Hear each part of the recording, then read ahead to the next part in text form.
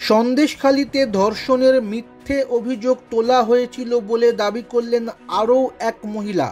সেই মহিলার বক্তব্যের একটি ভিডিও প্রকাশ্যে এসেছে, যদিও সেই ভিডিওটির সত্যতা আমরা যাচাই করিনি। সেই ভিডিওয় মহিলার দাবি তাকেও ধর্ষণ করা হয়েছে বলে মিথ্যে অভিযোগ দায়ের করা হয়েছিল থানায়, না জানিয়ে সাদা কাগজে সই করানো হয়েছিল। এক সপ্তাহ পর তিনি সবটা জানতে পারেন। মহিলার আরও দাবি, পরে যখন তিনি মামলা তুলতে চান তাকে হুমকি দেওয়া হয়। ভিডিওয়ে অভিযোগকারিনীর দাবি এসবের নেপথ্যে ছিলেন মাম্পি দাস এবং পিয়ালি দাস। পিয়ালির অবশ্য দাবি সব অভিযোগ মিথ্যে।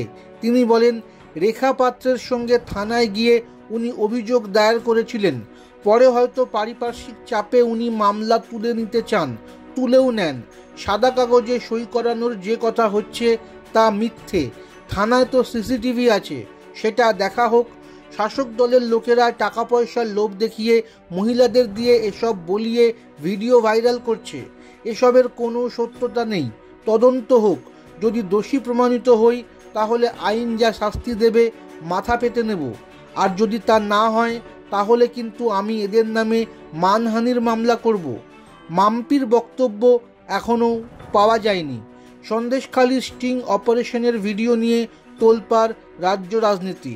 32 মিনিট 42 সেকেন্ডের এই ভিডিও সত্যতা যাচাই করিনি আমরা।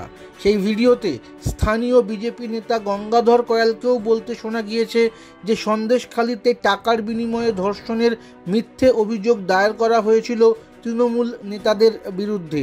আসল সত্য কি সেটা এখনও সাধারণ মানুষের কাছে ধোঁয়াশার মতোই লাগছে।